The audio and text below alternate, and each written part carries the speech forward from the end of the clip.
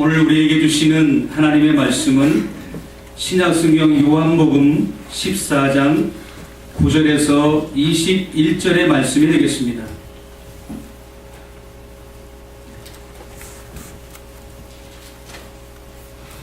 신약성경 172페이지가 되겠습니다. 이 기록된 계시의 말씀을 우리 모두가 다 함께 합독하여 봉독할 때 살아계신 하나님의 음성을 다 함께 들으실 수 있기를 바랍니다.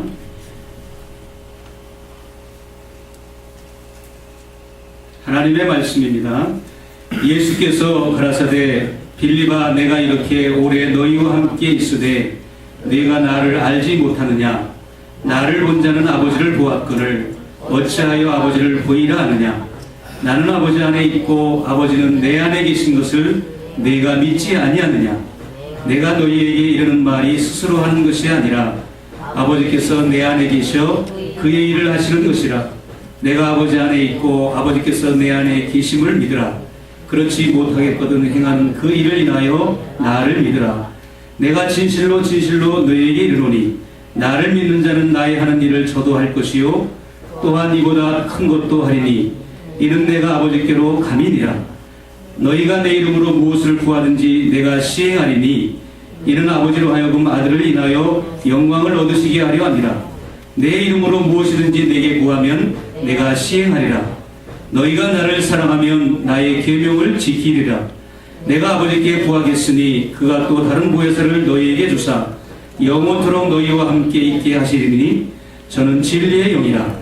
세상은 너희 저를 받지 못하나니 이는 저를 보지도 못하고 알지도 못함이라. 그러나 너희는 저를 아나니 저는 너희와 함께 거하시며 또 너희 속에 계시겠습니다. 내가 너희를 고아와 같이 버려두지 아니하고 너희에게로 오리라.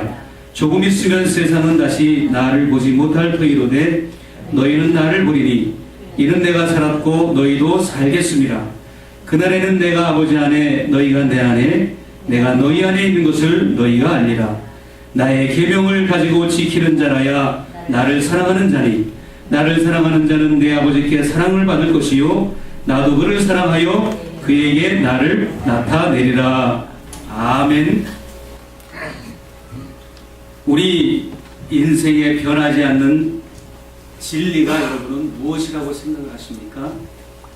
우리가 걸어가야 할 인생을 사막으로 비유할 때 사막과 같은 우리 인생을 나침판처럼 인도할 수 있는 그러한 진리가 여러분은 무엇이라고 생각을 하십니까? 인생을 통과할 수 있는 영원한 진리, 확고한 진리는 오직 살아계신 하나님의 말씀뿐이 없습니다. 또 하나가 있다면 또 하나의 진리는 무엇이냐? 바로 하나님과 여러분 사이에 이미 형성된 정상적인 연합의 관계입니다. 하나님과 여러분 사이에는 이미 어떤 관계가 형성이 되어 있습니다. 우리가 예수를 믿고 형성된 하나님의 관계는 매우 중요합니다. 그것이 무엇입니까? 바로 연합입니다. 우리 그리스도인들은 하나님과 연합된 관계입니다. 그것도 일반적인 연합이 아니라 신비한 연합, 아무도 세상이 이해할 수 없는 그러한 연합인 거죠. 어떤 힘도, 어떤 권세도, 어떤 세력도, 그 어떤 무엇도 끊을 수 없는 하나님과 우리와의 연합이 분명히 있습니다. 우리는 이 땅을 살면서 생활 가운데 연합이라고 하는 말을 자주 사용합니다.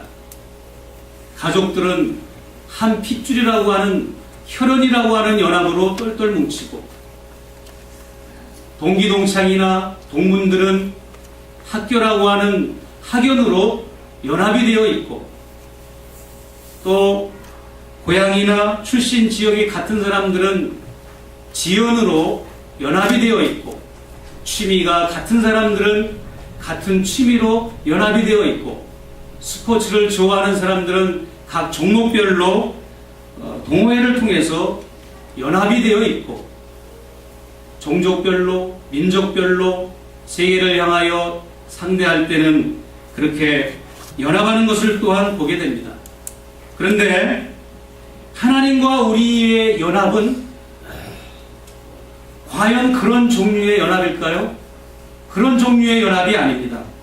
그런 류의 연합이 아니라 하나님과 우리와의 연합은 완전히 새롭고 전혀 다르고 완전히 다른 차원의 연합입니다.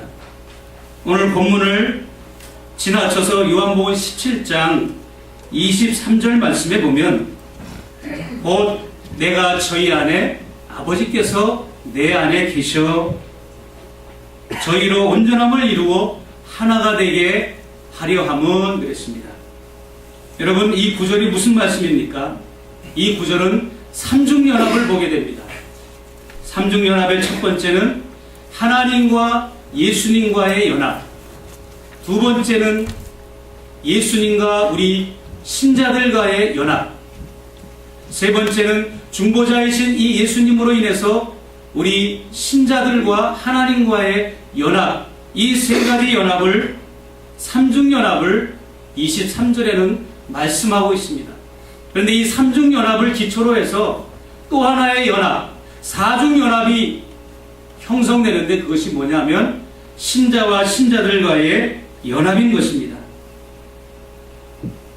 저희로 온전히 이루어 하나가 되게 하려 함은 그랬습니다.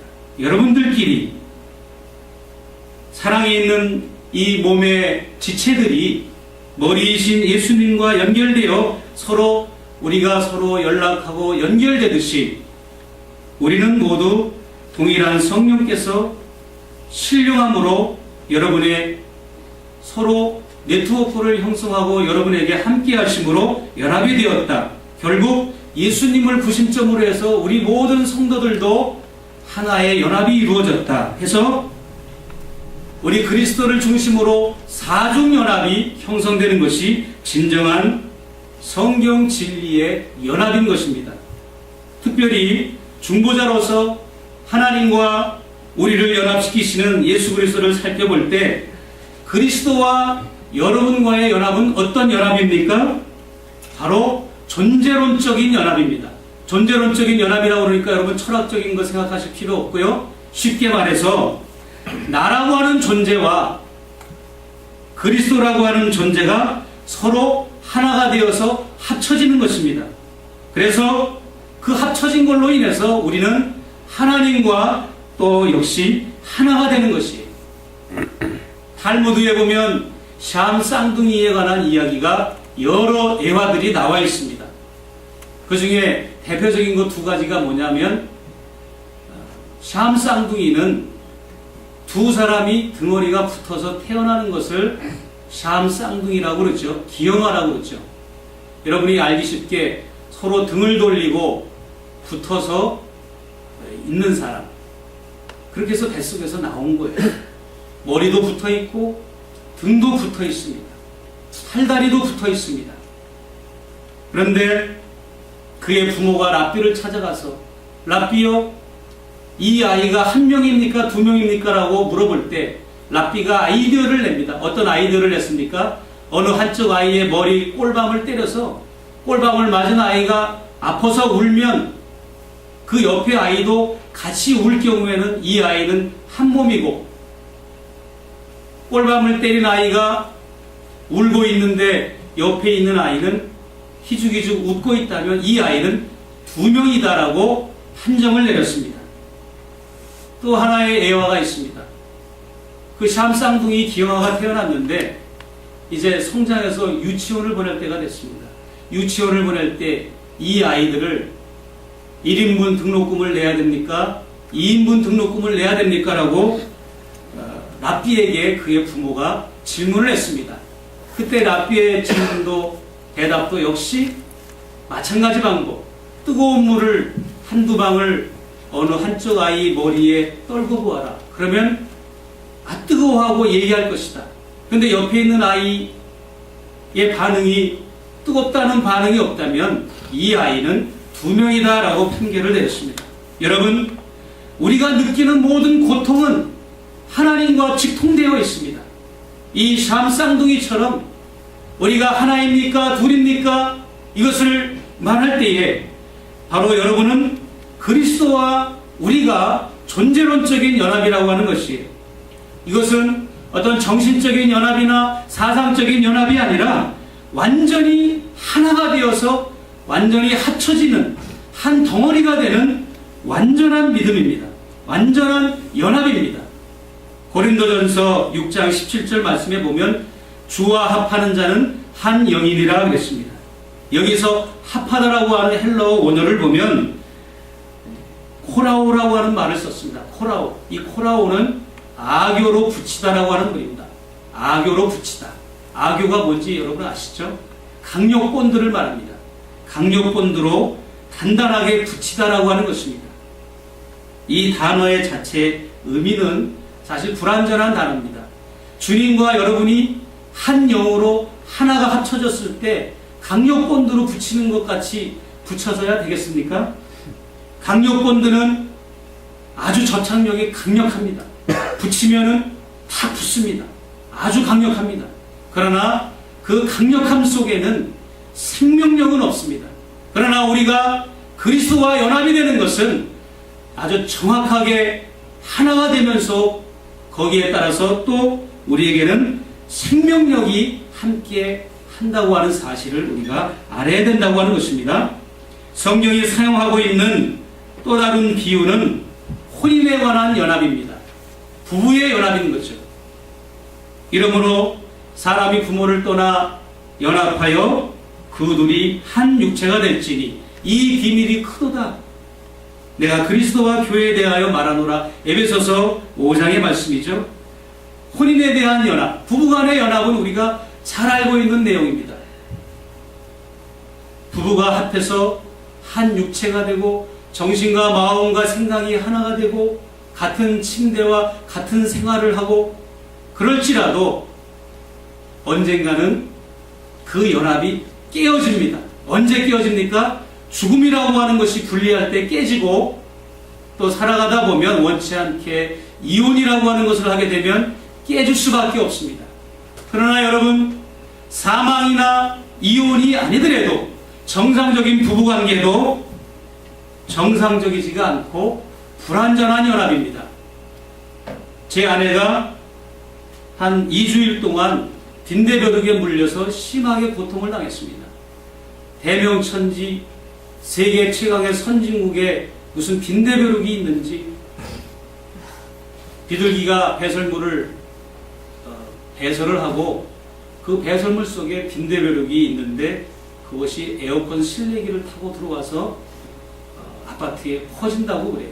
우리 아파트에 그런 일이 몇 번 있었다고 그래요. 소동이 크게 벌어졌는데 우리 집에 침입을 한 거예요.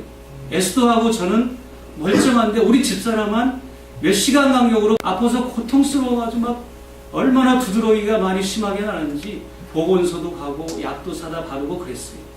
근데 저는 우리 사람이 아파서 고통당할 때 쿨쿨 잠을 잘 잤습니다. 연합이 진정한 연합이 아니죠. 반대로 우리 집사람이 제가 아플 때 잠 잘 자더라고요. 제가 지난주 금요일날 주거 정리를 하고 설교 준비를 대강 윤곽을 잡아놓고 퇴근하다가 비가 오는 날 6가하고 5가 사이 놀만디 아파트 건설 현장 부근에 그 인도에서 보기 좋게 넘어졌어요. 아주 깨구락지가 쭉 뻗듯이 제대로 넘어져가지고 무릎이 다 상하고 얼마나 무릎이 아픈지 지금도 한의원에서 침을 맞고 새벽 예배 마치고 불 끄고 기도할 때 여기서 기도를 못하고 저 의자에서 기도를 할 정도로 제가 무릎을 다쳤는데 죽는다고 소리를 쳐도 저희 집사람 침을 흘리면서 잘 잡니다. 그거는 아무것도 아니에요. 우리 아버지가 5년 전에 소천하셔가지고 우리 아버지는 한국에서 돌아가시고 저는 여기서 가지도 못하고 유학비자에서 종교비자로 트랜스를 해가지고 가면 안 돼요. 가면 못 돌아와요. 그래서 장례식도 참석 못하고 얼마나 슬프겠어요. 대성통곡을 알고 아파트가 떠나가도록 사자가 포효하듯이 울고 있는데 우리 사람은 눈물 한 방울 안 흘려요. 그래서 제가 더 서러워서 울었어요. 저렇게 차가운 사람하고 앞으로 살 생각하니까 더 서러워서 더 많이 울었습니다. 여러분 무슨 말입니까? 뭐 가정사에 이런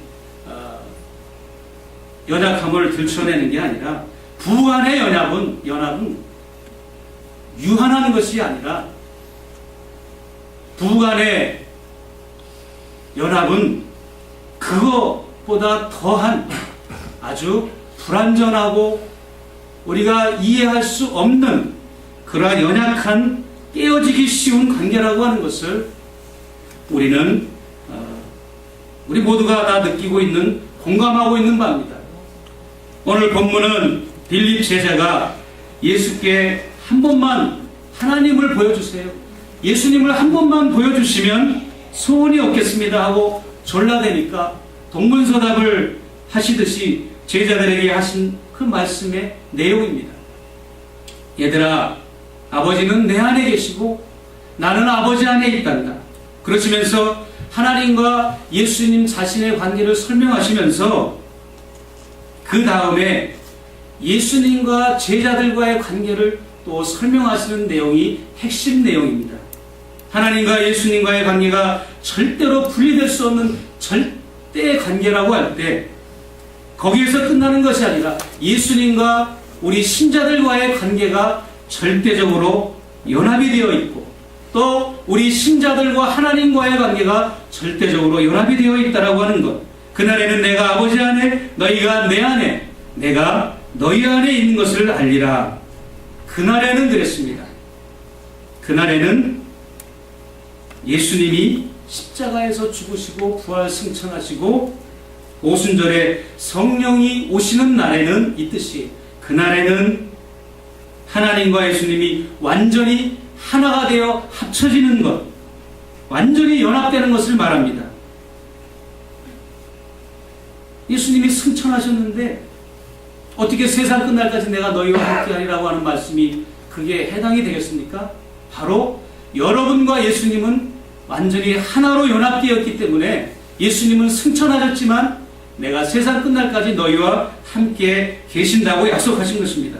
이것이 바로 존재론적인 연합이고 이것이 영적인 연합이고 하나님이 우리 인간에게 주시는 궁극적인 계획이고 마지막 목적입니다.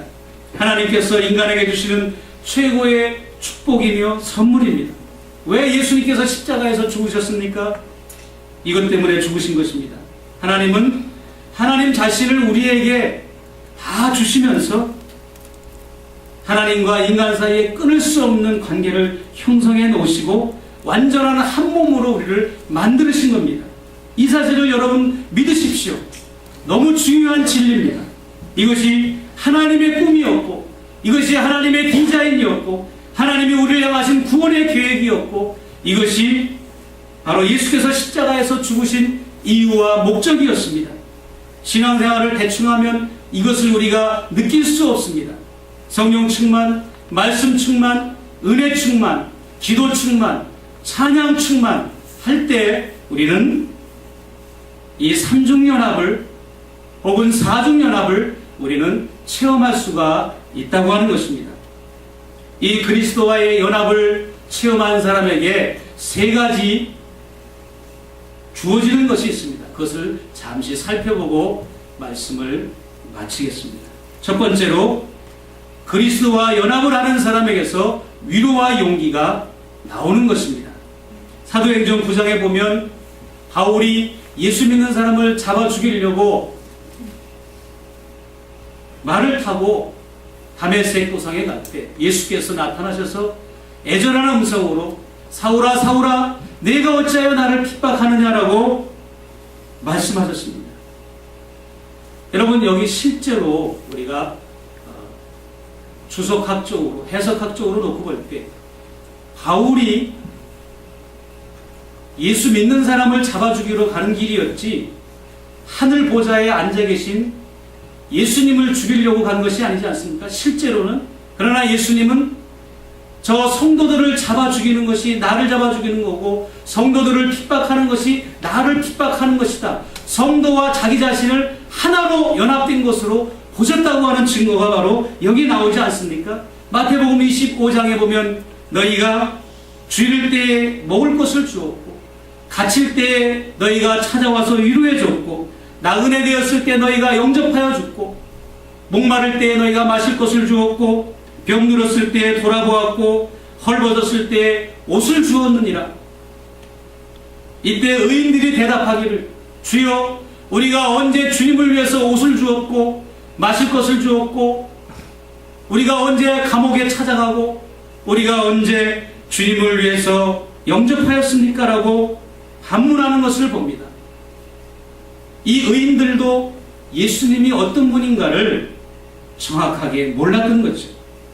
이 질문 형식으로 된 이 마태복음 25장의 이 내용은 의인들, 즉 우리 성도들도 그 심판대에 가는 그날까지도 그리스도와 우리 신자들 사이에 형성된 참된 연합의 관계를 깨닫지 못했던 것이 오늘 본문에는 그대로 증거되고 있는 거예요. 모르고 있어요. 하나님과 우리가 연합이 되었고, 그리스도와 우리가 연합이 되었고, 우리와 그리스도가 연합이 되었고, 그리스도와 하나님이 연합이 되었고, 모두가 다 연합이 되었고, 신자와 신자가 연합이 되었던 이 사실을 천국 가는 이 의인들도, 착한 일을 한 의인들, 하나님의 말씀대로 살았던 이 의인들도 연합의 관계를 깨닫지를 못했던 것이죠. 그러나 여러분들은 깨달으시기를 축원합니다. 성도와 예수님은 하나로 연합되었기에 가능하다고 하는 말씀이 바로 이 마태복음 25장의 말씀입니다. 스가랴 2장의 말씀은 나의 백성을 범하는 자는 나의 눈동자를 범하는 것이다 라고 기록되어 있습니다. 하나님의 백성들을 혹은 주의 종들을 핍박하는 것은 나를 핍박하는 것이다. 즉 나의 눈동자를 찌르는 것이다 라고 스가랴 2장에는 말씀하고 있습니다. 왜 눈동자일까요? 여러분, 눈동자에 티가 들어오면 조건 반사적으로 자동적으로 우리 눈은 기능적으로 티를 밀어내버립니다. 뭐 시키지 않아도 자동적으로 여러분 눈 속에 티가 들어오면 여러분의 눈의 그 수십 가지 기능이 다 밀어내버립니다.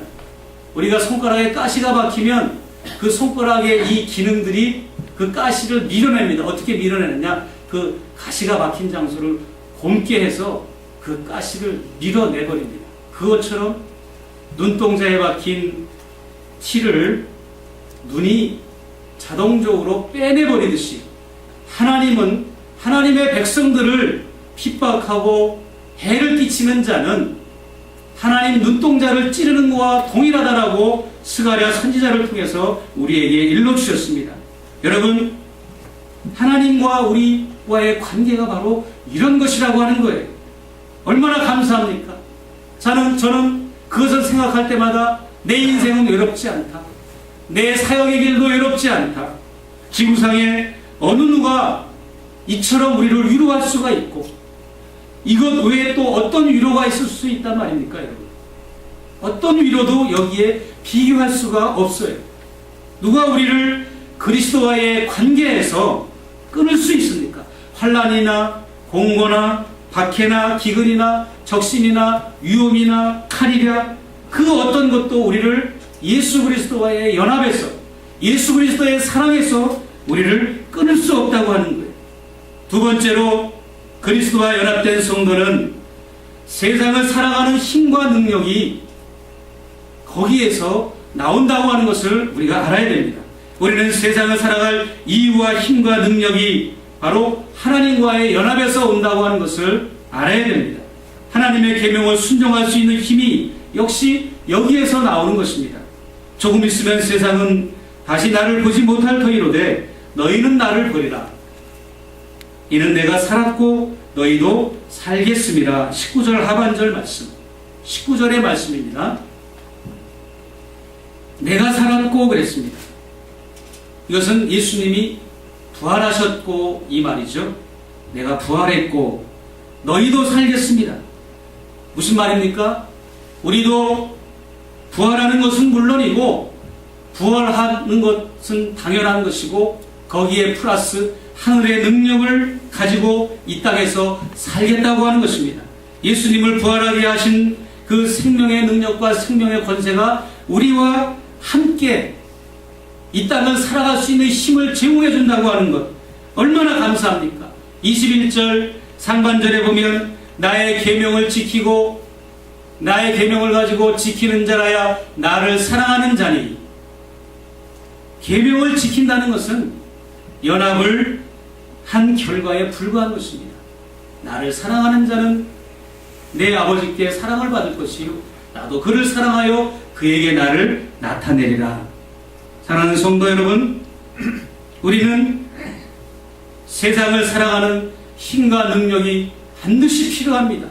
그것은 그 어디에서도 우리에게 제공해 줄 수 없습니다. 오직 예수 그리스도와 우리가 연합할 때만 세상을 살아갈 수 있는 힘과 능력이 거기에서 나오는 것입니다. 마지막 세 번째로, 그리스도와의 연합에서 우리는 죄를 이길 수 있는 힘을 얻을 수가 있습니다.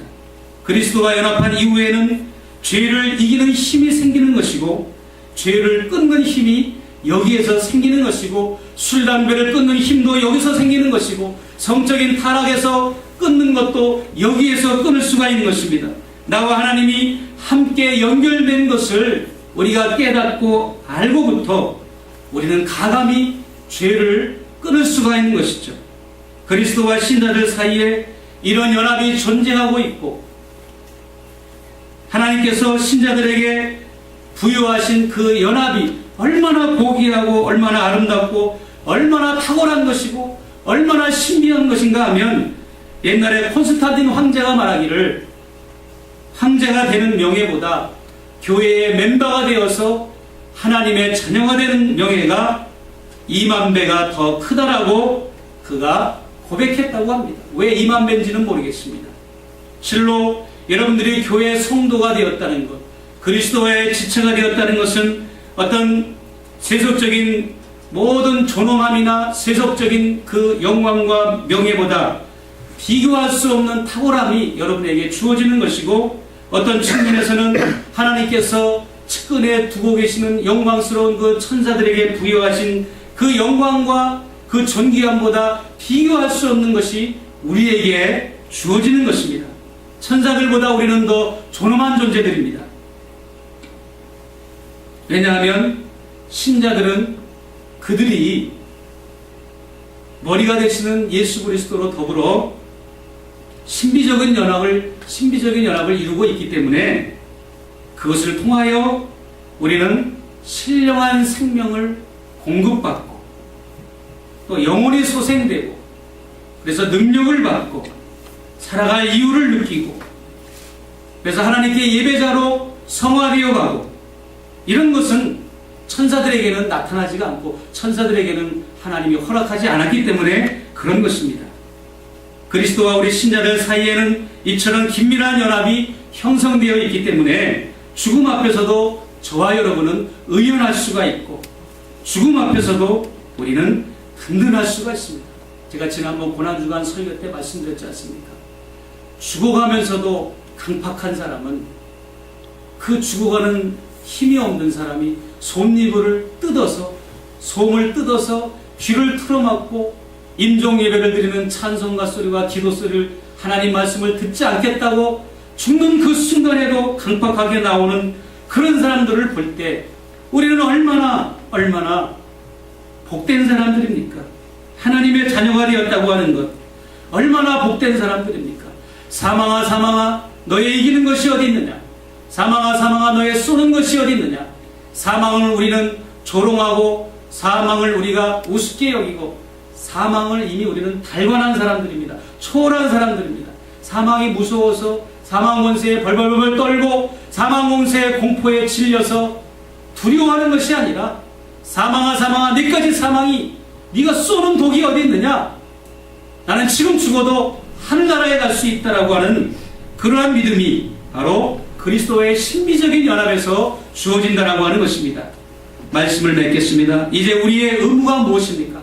우리 사랑하는 영광의 빛교회 성도들, 우리 한 사람 한 사람이 지극히 위대한 머리가 되시는 예수 그리스도께 연합이 되어서, 그 연합을 통해서 여러분 모두가 우리가 한 지체로 동일한 몸을 구성하고 이루어서 여러분들이 서로 더불어서 화평하는데 전심전력을 해야 합니다.